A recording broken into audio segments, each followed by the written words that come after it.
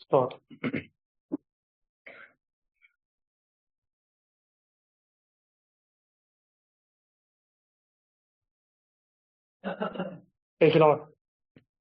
കർത്താവിന്റെ തന്നെ തിരുനാമം വാഴ്ത്തപ്പെടുമാറാകട്ടെ. ഞായറാഴ്ച ഈ ദിവസം നമുക്ക് ഒന്നിച്ച് കർത്താവിന്റെ സന്നിധിയിൽ ആയിരിക്കാൻ ദൈവം ഒരുക്കിയ വലിയ ഭാഗ്യത്തെ ഓർത്ത് സ്തോത്രം ചെയ്യുന്നു. കർത്താവ് നമുക്ക് വേണ്ടി മരിച്ചു. അവന്റെ മരണം മൂലം കർത്താവ് പിതാവിനോട് നമുക്ക് എന്ത് ചെയ്തു? അവര് നിരപ്പ് തരുവാൻ ഇടയായി തീർന്നു. സ്തോത്രം. ആ പുനരുത്ഥാനത്തിലൂടെ നമുക്ക് ജീവന്റെ പുതുക്കത്തിൽ നടക്കേണ്ടതിന് ദൈവം ഹല്ലേലൂയ തന്റെ ദേഹം എന്ന തിരശ്ശീല തുറന്ന് നമ്മുടെ ഒരു മുമ്പിൽ ഒരു ജീവന്റെ വഴി നമുക്ക് വേണ്ടി തുറന്നു തരുവാൻ ഇടയായി തീർന്നു. സ്തോത്രം. ആ ഒരു ബോധ്യത്തോടെയും ആ ഓർമ്മയോടുകൂടെ നമുക്ക് തിരുമേശയിലേക്ക് കടക്കുമാറാകട്ടെ, സഹായിക്കുമാറാകട്ടെ. സ്തോത്രം. അപ്പൊ ദൈവിക തെരഞ്ഞെടുപ്പിനെ പറ്റി നമ്മൾ കഴിഞ്ഞ ആഴ്ചകൾ ഒരു 2 ആഴ്ച 3 ദിവസം ചിന്തിക്കുവാൻ ഇടയായി തീർന്നു. ചിലർ ഫോണിൽ വിളിച്ച് അതിനെക്കുറിച്ച് കൂടുതൽ ക്ലാരിഫിക്കേഷൻ ചോദിക്കാൻ ഇടയായി തീർന്നു. അത് കൂടുതൽ അറിയാൻ വേണ്ടിയാണ്. അതിന്റെ അകത്ത് ഡൗട്ടില്ല. പക്ഷെങ്കിൽ തെരഞ്ഞെടുക്കപ്പെടാത്തവരെങ്ങനെയാണ്, തെരഞ്ഞെടുക്കപ്പെട്ടവരെങ്ങനെയാണ്, അതിന്റെ അകത്ത് ദൈവത്തിന്റെ തീരുമാനം എങ്ങനെയാണ് വർക്കായത്, അപ്പോൾ തെരഞ്ഞെടുക്കപ്പെടാത്തവരെ പറ്റിയുള്ള ദൈവത്തിന്റെ ചിന്ത എന്താണ്, ഇങ്ങനെയുള്ള ഒത്തിരി കൺഫ്യൂഷൻസ് നമുക്ക് ഉണ്ടാകും. എന്നാൽ നമുക്കൊരു കാര്യം ഉറപ്പാണ്, നമ്മൾ തെരഞ്ഞെടുക്കപ്പെട്ടു എന്നുള്ള കാര്യം നമുക്ക് ഉറപ്പാണ്. സ്തോത്രം. ആ ഒരു ഉറപ്പ് നമുക്കുള്ളിടത്തോളം കാലം ഹല്ലേലൂയ ദൈവത്തിന്റെ സ്തോത്രത്തോടുകൂടെ ദൈവസന്നിധി നന്ദിയോടുകൂടെ നമുക്കായിരിക്കും. അതേസമയം ഹല്ലേലൂയ ദൈവവചനപ്രകാരം അത് എങ്ങനെ മനസ്സിലാക്കണമെന്ന് ദൈവവചനത്തിൽ എന്ത് നമുക്ക് തന്നിരിക്കുന്നു അതിൽ കൂടുതൽ ഉറയ്ക്കുവാൻ ദൈവത്തിന്റെ ആത്മാവ് നമ്മെ സഹായിക്കുമാറാകട്ടെ. സ്തോത്രം. അപ്പൊ നമ്മൾ റോമാലേഖനം 9-ാം അധ്യായത്തിലാണ് ദൈവിക തെരഞ്ഞെടുപ്പിനെ കുറിച്ച് നമ്മൾ ചിന്തിച്ചുകൊണ്ടിരുന്നത്. സ്തോത്രം. ഹല്ലേലൂയ. അപ്പം ആ യാക്കോബോ ഏശാവോ അവർ ജനിച്ച് വളർന്ന് ഗുണമെങ്കിലോ ദോഷമെങ്കിലോ ചെയ്യുന്നതിന് മുമ്പേ തന്നെ ദൈവം എന്ത് ചെയ്തു? ഹല്ലേലൂയ മൂത്തവൻ ഇളയവനെ സേവിക്കുമെന്ന രീതിയിൽ ഹല്ലേലൂയ ഏശാവിനെ ദ്വേഷിച്ച് ഹല്ലേലൂയ യാക്കോബിനെ സ്നേഹിക്കുവാനിടയായി തീർന്നു. സ്തോത്രം. അപ്പം മനുഷ്യനീതിയിൽ ഇഷ്ടപ്പെടുന്ന എല്ലാവരും നോക്കുമ്പോൾ ആ വാക്യത്തിന്റെ അകത്തെ അത്ഭുതം എന്ന് പറയുന്നത് ദൈവത്തിന് എങ്ങനെ ഏശാവിനെ ദ്വേഷിക്കാൻ പറ്റുന്നുള്ള രീതിയിലാണ്. സ്തോത്രം. എന്നാൽ ദൈവത്തിന് നീതിയെപ്പറ്റി ഒരു വെളിപ്പാട് കിട്ടിക്കഴിയുമ്പോൾ ആ ദൈവിക വെളിപ്പാട് ഒരു വ്യക്തി ആ വാക്യം വായിച്ചു കഴിയുമ്പോൾ ആ വ്യക്തിയുടെ അത്ഭുതം എന്ന് പറയുന്നത് ദൈവത്തിന് എങ്ങനെ യാക്കോബിനെ സ്നേഹിക്കാൻ കഴിയും എന്നുള്ളതാണ്. സ്തോത്രം. അപ്പൊ നമ്മളെ സംബന്ധിച്ചിടത്തോളം നമ്മുടെ അത്ഭുതം ഹല്ലേലൂയ ദൈവം എങ്ങനെ ഏശാവിനെ ദ്വേഷിച്ചു എന്നുള്ളതല്ല നമ്മുടെ അത്ഭുതം, ദൈവം എന്നെ സ്നേഹിച്ചു എന്നുള്ളതാണ് അത്ഭുതം. സ്തോത്രം. ആ വാക്യം കൂടുതൽ മനസ്സിലാക്കിയത് പൗലോസ് റോമാലേഖനത്തെ ഇവിടെ എടുത്തു പറയുമ്പോൾ പഴയ നിയമത്തിലൊരു ഉദ്ധരണിയാണ് എടുത്ത് അവിടെ കാണിക്കുന്നത്. സ്തോത്രം. അപ്പൊ ആ ദൈവസഭയ്ക്ക് ആ പഴയ നിയമത്തിൽ എന്താണ്, തിരുവഴുത്തിൽ എന്താണ് എഴുതിയിരിക്കുന്ന ഒരു ഉറപ്പുണ്ട്. അതുകൊണ്ട് ആ ഭാഗ്യം അങ്ങനെ കണ്ടിന്യൂ ചെയ്യുകയാണ്. ദൈവസന്നിധി അനീതിയില്ല, ദൈവം തന്റെ കരുണപ്രകാരമാണ് തെരഞ്ഞെടുത്ത് പറയാൻ തുടങ്ങിയാണ്. എന്നാൽ പഴയ നിയമത്തിൽ ആ വാക്യം എവിടെ നിന്ന് എടുത്തു, അതെങ്ങനെയാണ് ആ പഴയ നിയമത്തിൽ കിടക്കുന്നത് നമുക്ക് നോക്കാം. മലാക്കി പ്രവചനം അതിന്റെ 1-ാം അധ്യായത്തിന്റെ 2-ാമത്തെ വാക്യത്തിലാണ് ആ വാക്യം കിടക്കുന്നത്. സോ അവിടെ നിന്നാണ് പൗലോസ് ഈ കോട്ട് എടുത്ത് ഇവിടെ എഴുതുന്നത്. നമുക്കൊന്ന് വായിച്ചാലോ മലാക്കി പ്രവചനം, അത് കൂടുതൽ മനസ്സിലാക്കാൻ വേണ്ടി. മലാക്കി പ്രവചനം 1-ാം അധ്യായം 1-2 വാക്യങ്ങൾ.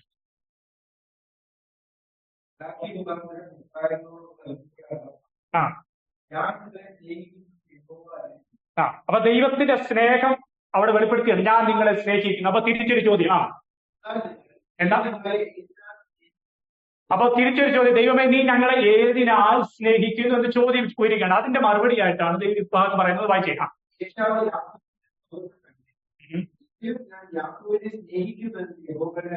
കണ്ടോ, രണ്ടുപേരും ഒരേ സീറ്റിൽ ഇരുത്തിയുണ്ടോ ദൈവം? ഏശാവ് യാക്കോബിന്റെ സഹോദരനല്ലയോ? എന്നിട്ട് ദൈവത്തിന്റെ സ്നേഹം എങ്ങനെ വെളിപ്പെടുത്തിയത്? എങ്കിലും ആ എങ്കിലും എന്ന പദത്തിന്റെ അകത്താണ് ദൈവം തന്റെ കരുണയും ദൈവം തന്റെ സ്നേഹവും കാണിക്കുന്നത്. സ്തോത്രം.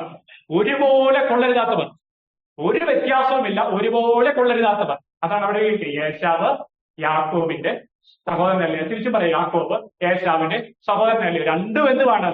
ഒരേ ക്വാളിറ്റിയിൽ ഒരേ 0 മാർക്കുമായിട്ട് നിൽക്കുന്നവരാണ്. യോഗ്യത കൊണ്ടും അവരെ എന്ത് കാര്യങ്ങൾ എടുത്ത് പരിശോധിച്ചാലും ഒരേപോലെ കൊള്ളരുതാത്തവരും തെളിയിക്കപ്പെട്ട് നിൽക്കുന്ന 2 പേർ.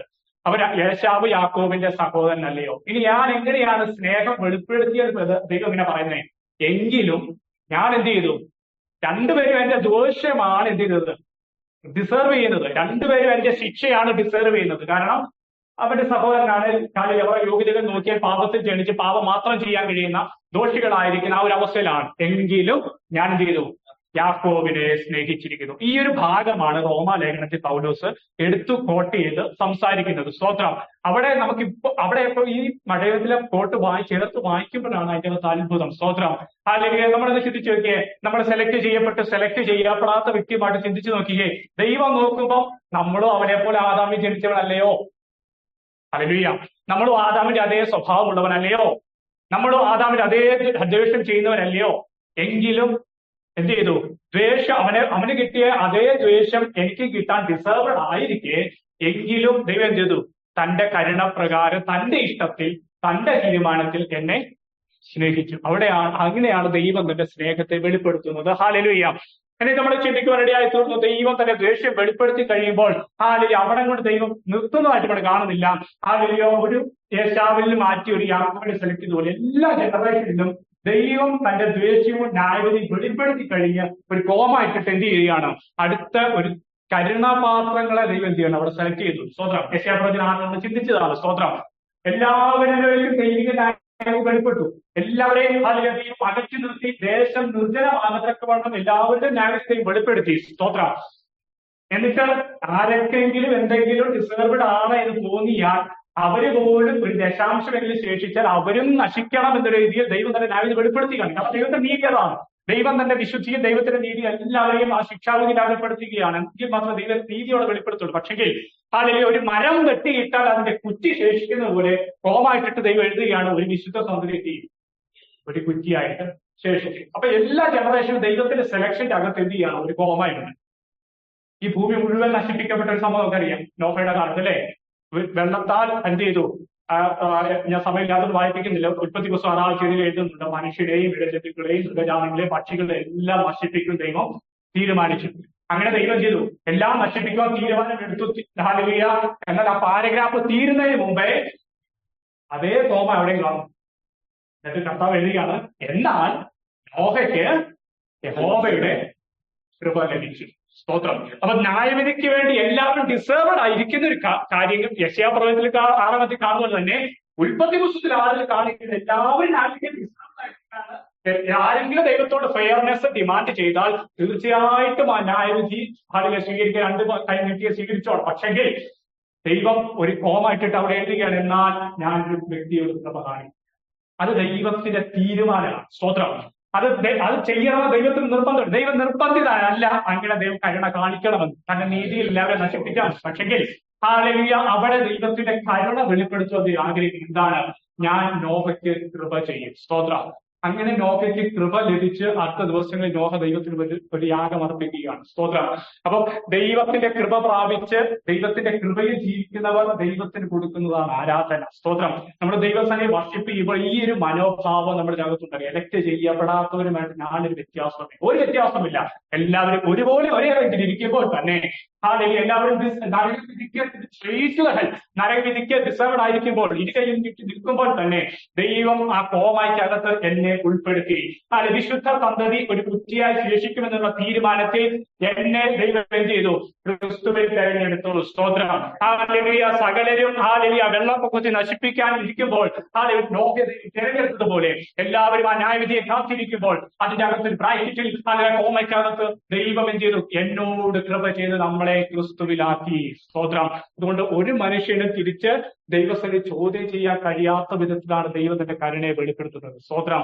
എല്ലാവരും വെളിപ്പെടുത്തും, നമ്മളൊരു വ്യത്യാസവും ഇല്ല എന്നുള്ള കാര്യം. സ്തോത്രം. ഹല്ലേലൂയ. അടുത്ത ഭാഗത്ത് ചിന്തിക്കാൻ പോകുന്നത് ഞാനൊരു കാര്യം ചോദിച്ചോട്ടെ. സ്തോത്രം. നമ്മുടെ ഭൂമിയിലെ ജനനത്തെ പറ്റി ഒരു മനുഷ്യനും ദൈവത്തോട് തിരിച്ച് ചോദിക്കുന്നുണ്ടോ? ഞാൻ ഇന്നലെ ഈ വിഷയത്തിൽ എങ്ങനെ സംസാരിക്കും ഇങ്ങനെ എനിക്ക് ഉറക്കം കിട്ടും. രാത്രി ഇത് തന്നെ എന്റെ മനസ്സിൽ ഇങ്ങനെ കത്തുക. ഹല്ലേലൂയ. അപ്പൊ എന്റെ മനസ്സിൽ പെട്ടെന്ന് വന്ന ചിന്താഗതിയാണ്, എന്റെ ഭൂമിയിലെ ജനനത്തിൽ പോലും ഈ ഭൂമിയിൽ ഒരു വ്യക്തി ജനിച്ചെങ്കിൽ അതിന്റെ അകത്തും അവൻ അറിഞ്ഞോ അറിയാതെയോ ദൈവത്തിന്റെ സോവറിറ്റി അക്നോളജ് ചെയ്താ ജീവിക്കുന്നത്.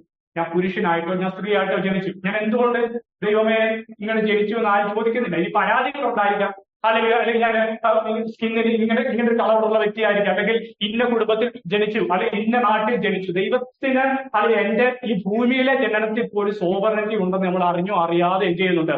വിശ്വാസികളും അവിശ്വാസികളും എല്ലാവരും അക്നോളജ് ചെയ്യുന്നുണ്ട്. സ്തോത്രം. അല്ലെങ്കിൽ അവർക്ക് പരാതികൾ ഉണ്ടായിരിക്കാം, ചിലർ അതിൻ്റെ അകത്ത് സന്തോഷിച്ച് സ്തോത്രം ചെയ്യുന്നുണ്ടായിരിക്കാം. പരാതികളോ സ്തോത്രങ്ങളോ ഒന്നും ദൈവിക തീരുമാനത്തെ ചോദ്യം ചെയ്യുന്നുണ്ടോ? ഞാൻ ഏത് ജെൻഡർ ജനിക്കണോ ദൈവം തീരുമാനിച്ചു. ഏതെങ്കിലും വ്യക്തി തിരിച്ച് ദൈവത്തോട് ചോദിച്ചത് മൂലം ജെൻഡർ മാറുന്നുണ്ടോ? അപ്പൊ ഈ ഭൂമിയിലെ ജനനത്തിൽ പോലും നമ്മൾ അറിഞ്ഞോ അറിയാതെയോ ദൈവികമായ തീരുമാനത്തെ, ദൈവികമായ സോവറിറ്റി അക്നോളജ് ചെയ്താണ് ഇവിടെ ജീവിക്കുന്നത്. സ്തോത്രം. ഒരു വ്യക്തിയും അതിന്റെ അകത്ത് ഡിമാൻഡ് ചെയ്യുന്നില്ല, തിരിച്ചൊരു ചോദ്യം ചോദിക്കുന്നത്. അതാണ് റോമലേറ്റ് കണ്ടിന്യൂ ചെയ്ത സ്റ്റഡി. ഹല്ലേലൂയ. കുശവന് ഹല്ലേലൂയ കളിമണ്ണിൽ നിന്ന് പണിതെടുക്കുമ്പോൾ കളിമണ്ണിന്റെ ആ പാത്രത്തിന് തിരിച്ചു ചോദിക്കാൻ അതിന്റെ അധികാരം ഉണ്ടായി. ഹല്ലേലൂയ.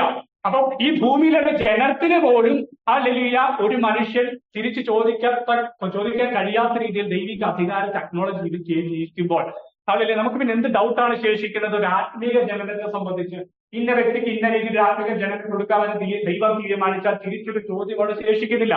എന്തുകൊണ്ട് ഇന്ന വ്യക്തി തിരഞ്ഞെടുത്തില്ല എന്നോ അല്ലെങ്കിൽ എന്നെ ദൈവം എന്തുകൊണ്ട് തിരഞ്ഞെടുത്തില്ല എന്നോ ഒരു ചോദ്യം അവിടെ ശേഷിക്കുന്നില്ല. ഈ ഭൂമിയിലെ ജനനത്തിൽ പോലും ദൈവിക അധികാരത്തെ അംഗീകരിക്കുന്ന മനുഷ്യൻ ഹല്ലേലൂയ ദൈവിക ന്യായവിധി സമയത്തും അതേ അക്നോളജിക്ക് നിൽക്കുമെന്നാണ് മനസ്സിലാക്കേണ്ടത്. ഹല്ലേലൂയ. പലരും ചോദിച്ച ഡൗട്ട്, ആ ന്യായവിധി സമയത്ത് എലക്ട് ചെയ്യപ്പെടാത്തവരുടെ മനോഭാവം എന്തായിരിക്കും എന്നാണ് ചോദിച്ചത്. ഇപ്പൊ ഞാൻ വിൽസൺ ബ്രദറായിട്ട് മടങ്ങി പോകുമ്പോൾ സംസാരിച്ചുകൊണ്ടിരിക്കുമ്പോൾ വിൽസൺ ബ്രദർ പറഞ്ഞൊരു കാര്യമുണ്ട്. സ്തോത്രം. ധനവാന്റെ ലാസറിന്റെ ഉപമയില് ഒരു മരിച്ച് കഴിഞ്ഞ് യാതനാസ്ഥാനത്തിരിക്കുന്ന അവസ്ഥയിലാണ്. പക്ഷെ ധനവാൻ അവനെ തെരഞ്ഞെടുക്കപ്പെടാത്തതിനെ പറ്റി ഒരു ചോദ്യം പോലും ചോദിക്കുന്നില്ല ദൈവത്തോട് ചോദിക്കുന്ന ഒറ്റ കാര്യം, മരിക്കാത്ത ഈ ഭൂമിയിലുള്ള ആൾക്കാരെ പറ്റി. ഹല്ലേലൂയ. അപ്പൊ മരണശേഷവും ദൈവിക ന്യായവിധിക്ക് വെയിറ്റ് ചെയ്യുമ്പോഴും ഒരു വ്യക്തിയെ തിരിച്ച് ചോദിക്കുന്നില്ല. അതാണ് എല്ലാ മുഴങ്കാലും ദൈവസന്നിധിയാണ് മടങ്ങുന്ന രീതിയിലാണ് ദൈവം സെറ്റ് ചെയ്തേക്കുന്നത്. കാരണം എല്ലാവർക്കും ബോധ്യമാകും ഡിസേർവ് ചെയ്യുന്നത് ഞാൻ എന്താണ്. സ്തോത്രം. അപ്പൊ ഡിസേർവ് ചെയ്യുന്നതിന്റെ അപ്പുറത്തേക്ക് കരുണ ലഭിച്ചവർക്ക് ആരാധിക്കാൻ ഒരു സോഴ്സ് ഉണ്ട്. സ്തോത്രം.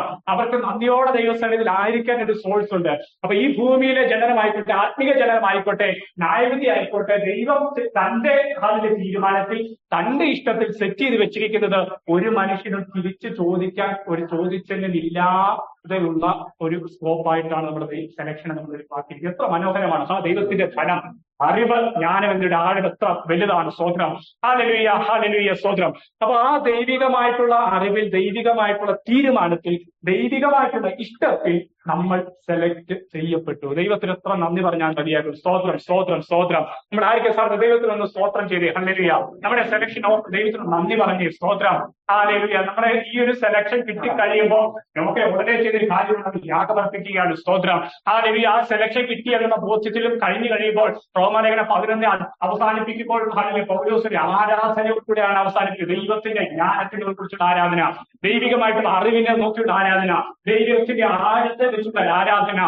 ഈ ഒരു വെളിപ്പാട് കിട്ടിക്കഴിയുമ്പോൾ നമ്മൾ വീണ്ടും ദൈവസന്നിധി അത് ആരാധന വേണമെന്നല്ല. സ്തോത്രം. ആ ദൈവികമായിട്ടുള്ള മജസ്റ്റിയുടെ മുമ്പിൽ എന്നെ ദൈവം കണ്ടല്ലോ എന്നോർത്ത് നമ്മൾ എന്ത് ചെയ്യണം? പ്രോസ്കുനെ വീട് നമസ്കരിക്കുക. വീട് പോവുകയാണ് ദൈവത്തിന്റെ മജസ്റ്റിയുടെ മുമ്പിൽ. എന്റെ ഒരു കഴിവ് നോക്കാതെ, ഒന്നും നോക്കാതെ ദൈവം എന്റെ ശിക്ഷ ഏറ്റുകൊള്ളാം. ആ നീതി, ദൈവത്തിന് വേണ്ടിയുള്ള നീതി ക്രൂശിൽ ആ ശിക്ഷ വഹിച്ചുകൊള്ളാം എന്ന് സ്വന്തം പുത്രൻ ഏൽക്കുന്നത് ഓർത്ത് നമ്മൾ വീട് പോകും ദൈവത്തിന്. ഹല്ലേലൂയ, സ്തോത്രം. ഇനി അവസാനമായിട്ട് പറഞ്ഞു നിർത്താൻ കാര്യം, ഇതിനകത്ത് മുഖപക്ഷം ഉണ്ടോ എന്നൊരു ചോദ്യം. അല്ലേ, ദൈവത്തിൽ ആശ്രയിച്ച് ആ മുഖപക്ഷം എന്നൊരു ചിന്തയെ നമുക്ക് ചിന്തിച്ച് നമുക്ക് ഹല്ലേലൂയ തിരുമേശയിലേക്ക് നടക്കാം. കാരണം നമ്മൾ ഈ അപ്പവീഞ്ഞുകൾ ഭാഗവാക്കാകുമ്പോൾ നന്ദിയോടെ വേണ്ടത് ഹല്ലേലൂയ ദൈവത്തിന്റെ വീഴുന്നൊരു മനോഭാവത്തോടുകൂടെ. കാരണം ഹല്ലേലൂയ അതാണ് നമ്മൾ ശരീരം വിവേചിക്കുന്നത്. സ്തോത്രം. ഇതിന്റെ അകത്ത് പാർട്ടേക്കാരൻ ഒരു യോഗ്യതയില്ലാഞ്ഞിട്ട് ക്രിസ്തുവിന്റെ ശരീരം മുഖാന്തരം ഹല്ലേലൂയ ആ ക്രിസ്തുവിന്റെ ഒരു ശരീരം ഒരുക്കപ്പെട്ട മുഖാന്തരം എനിക്ക് എന്ത് ചെയ്തു? ഒരു സെലക്ഷൻ അകത്ത് കിട്ടി. സ്തോത്രം.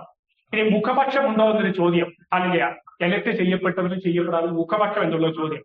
പക്ഷെങ്കിൽ ആ വളരെ സിമ്പിൾ ആയിട്ടൊരു വാക്കാണ്. മുഖപക്ഷം എന്ന് പറഞ്ഞാൽ എന്താണ്? എല്ലാവരും തിരിച്ചു ചോദിക്കുന്നത് അങ്ങനെയാണെങ്കിൽ ദൈവത്തിന് മുഖപക്ഷം ഉണ്ടാകത്തില്ലേ എന്ന് ചോദിക്കാറുണ്ട്. പക്ഷെ മുഖപക്ഷം എന്നുള്ള വാക്കിന്റെ അർത്ഥം ഞാൻ ചിന്തിച്ചിട്ട് മുഖം നോക്കിയൊരു പക്ഷം പിടിക്കുക. ഹല്ലേലൂയ.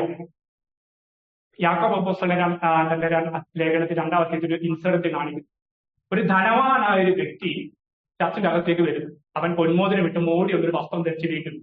എന്നാൽ വേറൊരു വ്യക്തി മുഷിഞ്ഞ ഒരു വസ്ത്രം ധരിച്ച് ദിവസം ഇരിക്കുന്നു. അപ്പൊ വന്ന് പാസ്റ്റർ വന്നിട്ട് ധനവാനായ പാസ്റ്റർ എഴുതിയിട്ടില്ല, ഞാൻ പറയാം മനസ്സിലാൻ വേണ്ടി. പാസ്റ്റർ ധനവാനായിരിക്കുന്ന വ്യക്തിക്ക് പ്രത്യേക സീറ്റ് കൊടുക്കില്ല. എന്നിട്ട് ധനമില്ലാത്ത വ്യക്തിക്ക് എന്ത് ചെയ്യണം? ഒന്നും അവനെ പരിഗണിക്കുന്നില്ല. ഇനി എന്ത് കാര്യത്തിനും ധനവാനായ വ്യക്തിയുടെ അഭിപ്രായത്തിന് മുൻഗണന കൊടുക്കുകയാണ്. ഈ പണമില്ലാത്തവൻ എന്ത് ചെയ്യുന്നില്ല? മൈൻഡ് ചെയ്യുന്നില്ല. ആ ഒരു അർത്ഥത്തിലാണ് മുഖപക്ഷം എന്ന പദം യാക്കോബ് അപ്പോസ്തലൻ ഉപയോഗിച്ചിരിക്കുന്നത്. അപ്പൊ മുഖപക്ഷം എന്ന പദത്തിന് അതിന്റെ മീനിങ് എവിടെ കിടക്കുന്നത്? ഒരു വ്യക്തിയിൽ കിടക്കുന്ന ഫേവറബിൾ ആയിട്ടുള്ള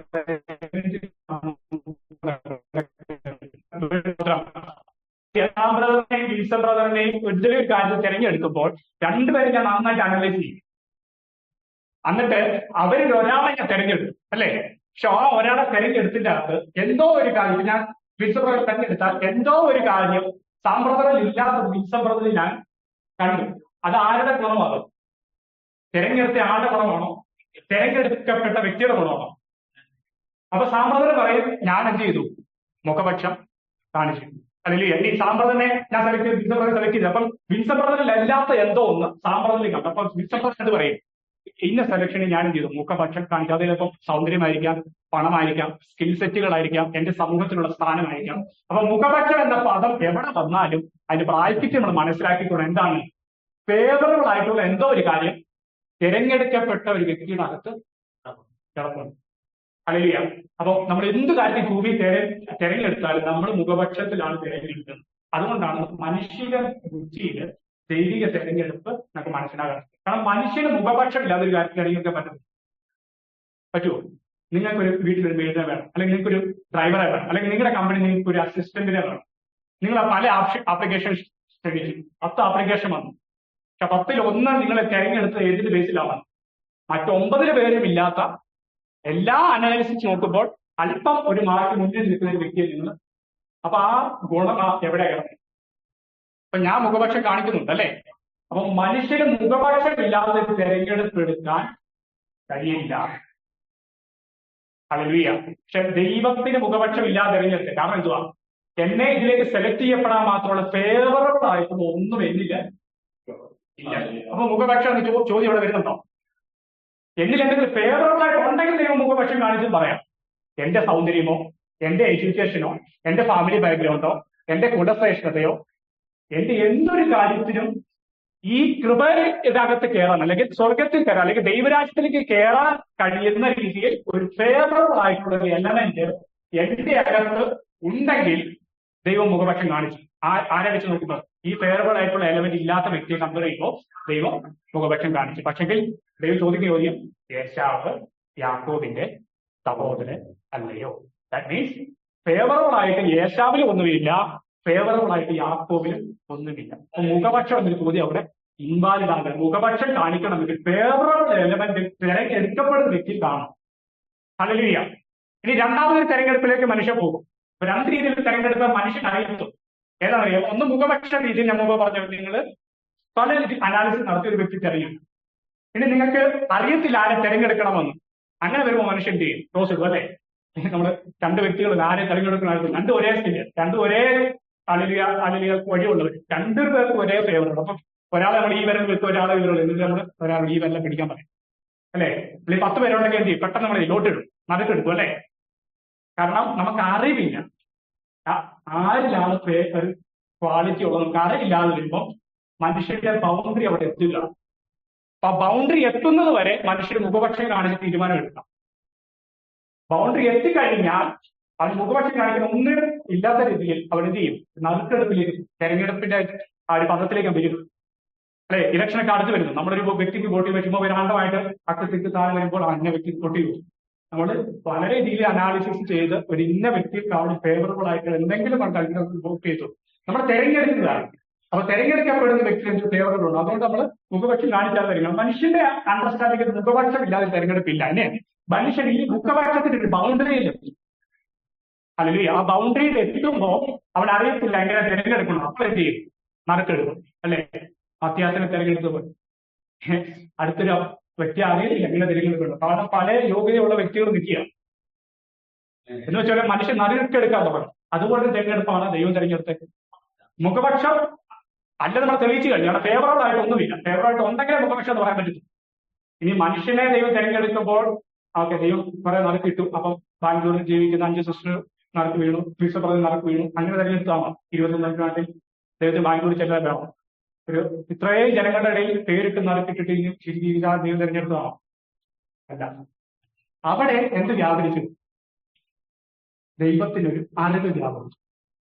അപ്പൊ നമ്മുടെ മനുഷ്യൻ നറുക്കെടുത്ത് എന്തുകൊണ്ടാണ്? അറിവില്ലായ്മയാണ് നറുക്കെടുക്കുന്നത്. എനിക്ക് ആരെ തിരഞ്ഞെടുക്കണമെന്ന് അറിയത്തില്ല. എന്റെ അറിവില്ലായ്മയുടെ അകത്ത് ഞാൻ നറുക്കെടുപ്പ് എന്ത് ചെയ്തു? ഒരു സൊല്യൂഷൻ ആയിട്ട് കണ്ടെത്തി. പക്ഷെ ദൈവത്തിന് ആ അറിവില്ലായ്മ എന്നൊരു ബൗണ്ടറി ഇല്ല. അപ്പൊ മുഖപക്ഷം കാണിക്കേണ്ട ആവശ്യവുമില്ല, അറിവില്ലായ്മ എന്നൊരു ബൗണ്ടറി ഇല്ല. അവിടെയാണ് റോമാലേഖനം പറയുന്ന മുന്നറിവ്. സ്തോത്രം. ആ മുന്ന അറിവിന്റെ അകത്താണ് ദൈവത്തിന്റെ ഇഷ്ടം പറഞ്ഞത്. അതെന്ത് അറിവാണ്? 5 ദിവസം മുമ്പ് വർഷിപ്പ് പറഞ്ഞ ഐ ഡോണ്ട് നോ. വചനത്തിൽ കാണുന്നില്ല. നമുക്ക് ആ അറിവിന്റെ മുമ്പിൽ ദൈവത്തിന്റെ ജ്ഞാനം, അറിവ്, ആഴമേന്ന് പറഞ്ഞ് വീണ് കിടന്ന് നമസ്കരിക്കാൻ മുഖപക്ഷം എന്ന ചോദ്യം അവിടെ ഇൻവാൾവഡ് ആകണം. മനുഷ്യന്റെ അറിവില്ലായ്മയുടെ അകത്ത് ദൈവികമായിട്ട് അറിവ്. ഈ ദൈവികമായിട്ട് അറിവിന്റെ അകത്താണ് എന്ത് ചെയ്തു അവൻ മുൻനിയമിച്ചത്. സ്തോത്രം. ഹല്ലേലൂയ. അപ്പൊ ആ അറിവിന്റെ അകത്ത് ദൈവത്തിന്റെ മുൻ നിയമനം വെളിപ്പെടുകയാണ്. സ്തോത്രം. ആ അറിവ് എന്ന് പറയുന്നത് ഹല്ലേലൂയ. കഴിഞ്ഞ ആഴ്ച ഡിസ്കഷൻ സമയത്ത് സ്റ്റേജ് മാസ്റ്റർ നല്ല എക്സാമ്പിളോട് പറയുവാനിടയായിരുന്നു. ഹല്ലേലൂയ. നമ്മളെല്ലാം അറിയുന്നത് ഒബ്സർവേഷൻ വഴിയാണ്. നാളെ 6 മണിക്ക് ശ്രദ്ധിക്കുമെന്ന് ഹല്ലേലൂയ നമുക്ക് അറിയാം. എന്തുകൊണ്ടാണ്? കഴിഞ്ഞ കാലം മുഴുവൻ നമ്മൾ ഒബ്സർവ് ചെയ്താണ് പ്രാപിച്ചിരുന്നത്.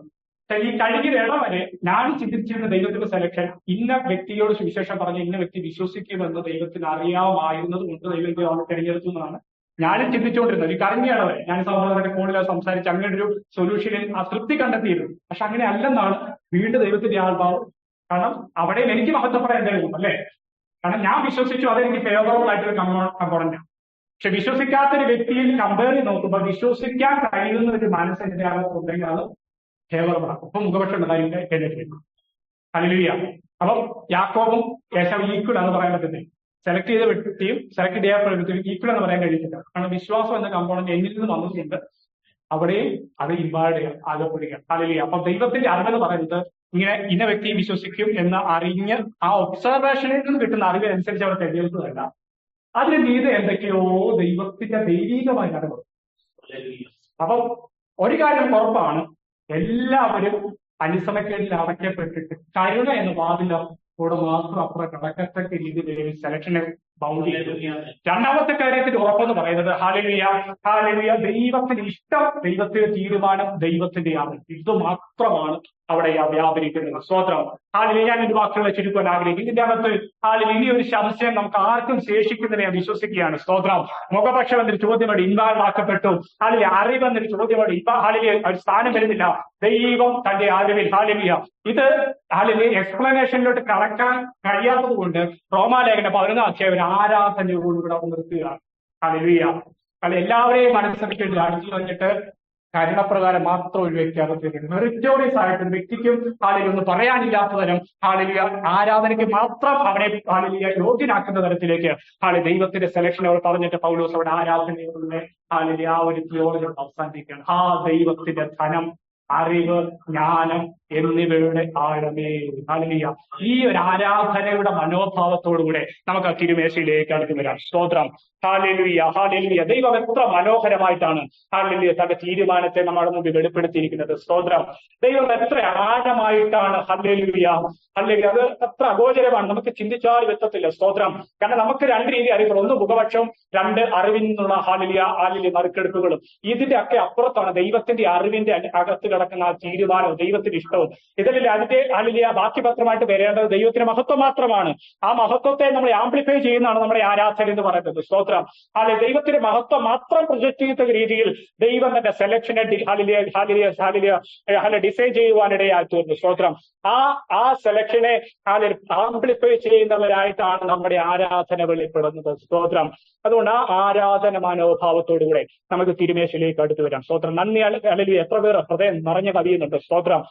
നമ്മളെ ഇക്വേറ്റ് ചെയ്യാൻ ഈ ഭൂമിയിലെ ഏറ്റവും ദുഷിച്ച വ്യക്തിയായിട്ട് ദൈവത്തിന് നമ്മൾ ഇക്വേറ്റ് ചെയ്യാൻ കഴിയും. കാരണം ആ വ്യക്തി സാഹചര്യത്തിലാണ് നമ്മൾ ജീവിച്ചെങ്കിൽ നമ്മൾ അവനേക്കാൾ ദൂഷ്യത്തിരുന്നതിനെ. പക്ഷെങ്കിൽ ഫേവറബിൾ ആയിട്ട് ഒന്നും കാണാനില്ലാഞ്ഞിട്ടും ക്രിസ്തുവിൽ നമ്മളെ തിരഞ്ഞെടുത്തത് കൊണ്ട് വിശുദ്ധ സന്തതിയായിട്ട് കുറ്റി അല്ലെങ്കിൽ നമ്മളെ കണ്ടതുകൊണ്ട് എനിക്ക് കൃപ ലഭിക്കട്ടെ എന്ന് ദൈവം തന്റെ ഇഷ്ടത്തെ തീരുമാനിച്ചത് കൊണ്ട്, എനിക്ക് കൃപ തരാൻ ദൈവം തന്റെ തീരുമാനത്തിൽ എന്നെ കണ്ടതുകൊണ്ട് ഇതിന്റെ പാർത്തേക്കാകുവാൻ നമുക്ക് ഭാഗ്യം ലഭിച്ചു. സ്തോത്രം.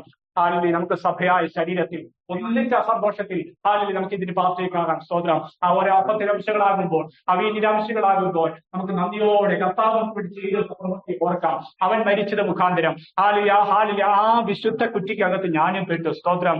ഹാലിലെ അവന്റെ മുറിയപ്പെട്ട ദേഹം മുഖാന്തരം, അവന്റെ മരണം മുഖാന്തരം, അതിനെ ഓർക്കുന്നതാണല്ലോ നമ്മുടെ ഈ ശുശ്രൂഷ.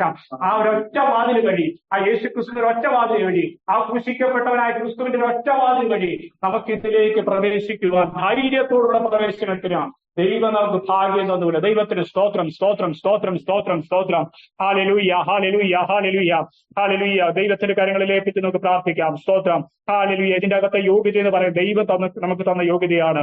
അതിനെ വാഴ്ത്തി പുകഴ്ത്തിക്കൊണ്ട് ദൈവസ്ഥിതിക്ക് അടുത്തു വരാം. സ്തോത്രം. ഒന്നാം ലേഖനം 11-ാം അധ്യായം അതിന്റെ 23-ാമത്തെ വാക്യം ഹല്ലേലൂയ മുതൽ വായിക്കുകയാണ്. സ്തോത്രം. ഞാൻ കർത്താവിൽ നിന്ന് പ്രാപിക്കുകയും നിങ്ങൾ കേൾപ്പിച്ചു തരികയും ചെയ്തത് എന്തെന്നാൽ, കർത്താവായ യേശുവിനെ കാണിച്ചു കൊടുത്ത രാത്രിയിൽ അവൻ അപ്പം എടുത്ത് സ്തോത്രം ചൊല്ലി നുറുക്കുകയും, ഇത് നിങ്ങൾക്ക് വേണ്ടിയുള്ള എന്റെ ശരീരം, എന്റെ ഓർമ്മയ്ക്കായി ഇത് ചെയ്യുകയും എന്ന് പറഞ്ഞു. അതുകൊണ്ട് തന്നെ അത്താഴം കഴിഞ്ഞ ശേഷം അവൻ പാനപാത്രവും എടുത്തു. ഈ പാനപാത്രം എന്റെ രക്തത്തിൽ പുതിയ നിയമമാകുന്നു, ഇത് കുടിക്കുമ്പോഴൊക്കെയും എന്റെ ഓർമ്മയ്ക്കായി ചെയ്യുവീൻ എന്ന് പറഞ്ഞു. അങ്ങനെ നിങ്ങൾ ഈ അപ്പം തിന്നുകയും പാനപാത്രം കുടിക്കുകയും ചെയ്യുമ്പോഴൊക്കെയും കർത്താവ് വരുവോളം അവന്റെ മരണത്തെ പ്രസ്താവിക്കുന്നു. അതുകൊണ്ട് അയോഗ്യമായി അപ്പം തിന്നുകയോ പാനപാത്രം കുടിക്കുകയോ ചെയ്യുന്നവനെല്ലാം കർത്താവിന്റെ ശരീരവും രക്തവും സംബന്ധിച്ച് കുറ്റക്കാരനാകും. മനുഷ്യൻ തന്നെത്താൻ ശോധന ചെയ്തിട്ട് വേണം ഈ അപ്പം തിന്നുകയും പാനപാത്രത്തെയും കുടിക്കുകയും ചെയ്യുവാൻ. തിന്നുകയും കുടിക്കുകയും ചെയ്യുന്നവൻ ശരീരത്തെ വിവേചിക്കാതിരുന്നാൽ തനിക്ക് ശിക്ഷാവിധി തിന്നുകയും കുടിക്കുകയും ചെയ്യുന്നു. ഇത് ഹേതുവായി നിങ്ങളിൽ പലരും ബലഹീന രോഗികളുമാകുന്നു, അനേകരും നിദ്ര കൊള്ളുന്നു. നാം നമ്മെ തന്നെ വിധിച്ചാൽ വിധിക്കപ്പെടുകയില്ല. വിധിക്കപ്പെടുന്നുവെങ്കിലോ നാം ലോകത്തോടുകൂടി ശിക്ഷാവിധിയാകപ്പെടാതിരിക്കേണ്ടതിന് കർത്താവ് നമ്മെ ബാലശിക്ഷ കഴിക്കുകയാകുന്നു. ഹല്ലേലൂയ. സ്തോത്രത്തോടുകൂടി നമുക്ക് ഹാലിലെ തിരുമേശയിലേക്ക് അടുത്തു വരാം. ഹാലിലെ ആ നന്ദിയോടുകൂടെ ദൈവം നമ്മളെ തെരഞ്ഞെടുത്തത് കൊണ്ട് ആ ശരീരം മുഖാന്തരം ആ മരണത്തെ ഓർക്കുവാൻ കർത്താവിടെയാക്കി മാറട്ടെ. പിതാവ് പുത്രന്റെ ഒരുക്കിയ ആ ശരീരം മുഖാന്തരം അത് തകർക്കപ്പെട്ടുകൊണ്ട് ആ മരണം നമുക്ക് വേണ്ടി നടന്നത് മൂലം ഹാലിലെ ഈ സെലക്ഷൻ അകത്തപ്പെടുവാൻ ദൈവം നമുക്ക് കൃപ ചെയ്തുകൊണ്ട് സ്തോത്രം. സഹോദരന്മാരിൽ ഒരാൾ ഹാലിലെ പ്രാർത്ഥിക്കാം.